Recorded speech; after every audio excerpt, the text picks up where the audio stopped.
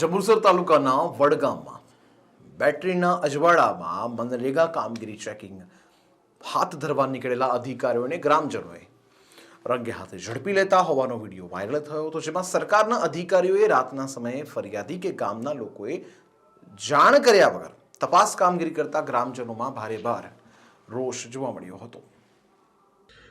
જંબુસર તાલુકાના વડગામમાં તંત્ર અને ભ્રષ્ટાચારીઓની મિલીભગતથી થયેલ ભ્રષ્ટાચાર ઢાંકવા થતા પ્રયત્નો સામે કોંગ્રેસી અગ્રણી દ્વારા ગંભીર આક્ષેપ કરાયા છે. ખાડા ખોદીને સાથે લાવેલા પથ્થર નાખીને એ જ જગ્યા પરથી સેમ્પલ લેવામાં આવતા હોવાના પુરાવા ગ્રામજનોએ કરેલા વિડીયો જે વાયરલ થયો છે એમાં છે, અને આ વિડીયો વાયરલ થતા ચકચાર મચી ગઈ છે. રાજ્ય સરકાર દ્વારા મનરેગા કૌભાંડમાં તપાસ નિષ્પક્ષ થવી જોઈએ અને પોલીસ અને તંત્રની કામગીરીમાં ગોબાચારીના આક્ષેપ કોંગ્રેસી નેતા સંદીપ માંગરોળાએ કર્યું છે. ગ્રામજનોએ સ્પષ્ટ કર્યું હતું કે હકીકતમાં જે કામો થયા નથી તે સ્થળેથી સેમ્પલ લેવામાં આવ્યા જ નથી, પરંતુ બીજી યોજનાના રોડ બતાવી તપાસને રફાદફા કરવાનો પ્રયાસ હાથ ધરાયો હતો. જો સરકાર અને પોલીસ આવી રીતે તપાસ કરશે તો શું ક્યારે ભ્રષ્ટાચાર બહાર આવશે ખરો, એ સવાલ ઉભો થયો છે. સરકાર અને તંત્ર સ્પષ્ટપણે ભ્રષ્ટાચારને ઢાંકવાના અહીં પ્રયત્ન કરી રહ્યા છે એવો આક્ષેપ કરાય છે, કારણ કે આ રેલો સીધો કમલમ એટલે કે ભાજપ મુખ્યાલય સુધી પહોંચી શકે એમ છે. ભાજપ સરકાર ભ્રષ્ટાચાર સામે નિષ્પક્ષ તપાસ કરવા નથી માંગતી અને ગરીબોના અધિકારો લૂંટનારાઓને છાવરવા રાજકીય દબાણ ચાલી રહ્યું છે એવું ગુજરાત કોંગ્રેસનું કહેવું છે. અને રાજ્ય સરકાર ચેતવણી આપે છે કે જો તરત જ નિષ્પક્ષ એસઆઈટી રચીને પારદર્શક તપાસ નહીં ધરાય તો આ લડત જનતાની સાથે રસ્તા પર જઈને કરવામાં આવશે. અને ભરૂચ મનરેગા કૌભાંડમાં ભ્રષ્ટાચારને છાવરવા માટે અચાનક અંધારી રાત્રિના સમયે ચોરી છુપેથી તપાસ આરંભી હોવાના આક્ષેપો બાદ તંત્ર મૌન અવસ્થામાં જોવા મળી રહ્યું છે. સરતાજભાઈ શબ્બીરભાઈ પરમાર છે. રાતના 7:30 ગાળામાં હું ભાગોળે બેસેલો હતો મારા કાકાના છોકરાના ઘેર. તે નહેર બાજુ બેટરીઓ પડતા મેં લોકોને જાણ કરી લાવ નહેરે બેટરીઓ બહુ પડે છે, ચાલો આપણે તપાસ કરીએ કે ચોર બોર તો છે નથી. તો અમે તે બધા ગયા ત્યારે તો આ નહેર ખાતાની મોકું ગાડી છે ત્યાં વન ભીગા પેલા એના હતા આપણે મનરેગા વાળા ખરા ને, એ લોકો સાહેબો લગભગ 3 સાહેબ હતા, સાદિક સરપંચ હતા, એમની જોડે 6-7 છોકરા બધા ગામના હતા, ટ્રેક્ટરમાં મેન્ટર ને એવું ભરીને આવેલા હતા, અને કાવાના સરપંચ બી હતા. અમે પૂછ્યું મગું તમે શું કરો છો અત્યારે રાતે? કે અમે આ બધું પેલું રોડ ખરા એની ચકાસણી કરવા માટે આવેલા છે.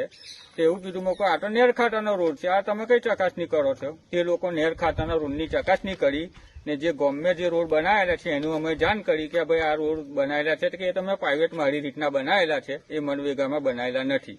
ને જે પથ્થરિયા તલાવડીનો રોડ જે બતાવે છે એ રોડ ખરેખર કાયદેસર બનેલો નથી, એ તો ખેતરમાં કાદો જ છે અત્યારે બી, બરાબર. એ બધા ગામના લોકો આવ્યા તે લોકોએ સવારમાં પછી પોલીસ બંદોબસ્ત લઈ ને પાછા જાણ કરી ને કે આ લોકો ગામના અમને રાતે એ કરતા રહે એવું કરીને પાછા ચકાસણી કરવા માટે આવ્યા છે. તે અત્યારે આવ્યા એમાં ગામ લોકો બધા સંમતિથી તોડે થયા ને બતાવ્યું કે પથ્થરિયા વગરના મુકુ સાહેબ રોડ બનેલો નથી, જો ચેક તમે રૂબરૂ કરી લો. એ લોકો અમારી સહી લેતા હતા પણ અમે સહી કરી નથી, કેમ કે પથ્થરિયા વગરનો રોડ કોઈ બન્યો નથી ને અમારા ગામમાં ભ્રષ્ટાચાર બહુ થયેલું છે, એટલી માટે અમે અસંતોષ છે. અમે મનરેગા કૌભાંડ સમગ્ર ગુજરાતની અંદર ખૂબ મોટા પાયે ઉજાગર થયેલું છે, પરંતુ સરકાર નિષ્પક્ષ તપાસ કરાવવા માંગતી નથી, પોલીસ પણ નિષ્પક્ષ તપાસ કરવા માંગતી નથી. જે ફરિયાદો થઈ છે એ ફરિયાદની અંદર પણ ધાક પીછોડો કરવા માટેનો પ્રયત્ન થઈ રહેલો છે અને માત્ર દેખાવ પૂરતું કામગીરી કરવામાં આવી રહેલી છે. કોંગ્રેસે ગયા મહિને ઓગસ્ટ મહિનામાં વડ જંબુસર ખાતે જે જનતા રેડ કરેલી અને જે ભ્રષ્ટાચાર ઉજાગર કરેલો હતો એની તપાસ માટે ટીમો અસંખ્ય અમારા દબાણ પછી ત્યાં પહોંચી તો એ રાતના સમયે 8 વાગ્યાની આસપાસ પહોંચી અને ચૂપચાપ રીતે તપાસ આદરી હતી, જેની અંદર સરપંચ અને ગામના બીજા જે કૌભાંડની અંદર સંડોવાયેલા લોકોને સાથે રાખી અને એક ટ્રેક્ટરની અંદર પથ્થરો લાવી અને જે સેમ્પલ લેવાના હતા ત્યાં ખાડા ખોદી અને એ પથ્થરો ત્યાં લાખી અને એ જ પથ્થરો ફરી પાછા કાઢી અને એના વજન કરી અને તપાસને ખોટી દિશામાં લઈ જવા માટેનો પ્રયાસ કરવામાં આવી રહેલો છે. ત્યારે આના વિડીયો ગ્રામજનોએ જાહેર કરેલા છે અને ગ્રામજનોને એવી શંકા ગઈ કે આ કોઈક ચોર આવ્યા છે. આમ કરીને ત્યાં તપાસ કરતા આ મનરેગાની ટીમ હતી અને એ મનરેગાની ટીમ રાત્રે કેમ આવી એ પણ એક પ્રશ્ન છે. જે ફરિયાદી હતા, જે ગામના ગ્રામજનો હતા, તેઓને કેમ અંધારામાં રાખવામાં આવ્યા, સરપંચ એમની સાથે હતા અને રાત્રે આ તપાસ કેમ હાથ ધરવામાં આવી એ પણ એક પ્રશ્ન છે.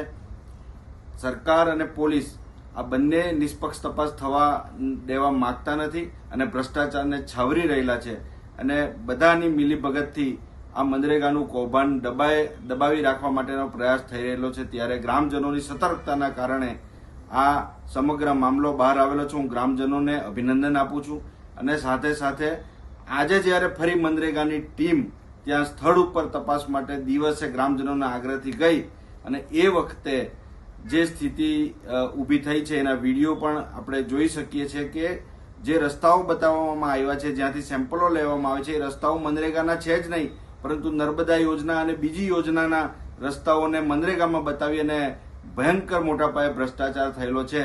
હું તમામ સરકારના અધિકારીઓને આગ્રહપૂર્વક વિનંતી કરું છું કે જો નિષ્પક્ષ તપાસ કરવી હોય તો સારી SIT બનાવી અને એની નિષ્પક્ષ તપાસ કરાવો.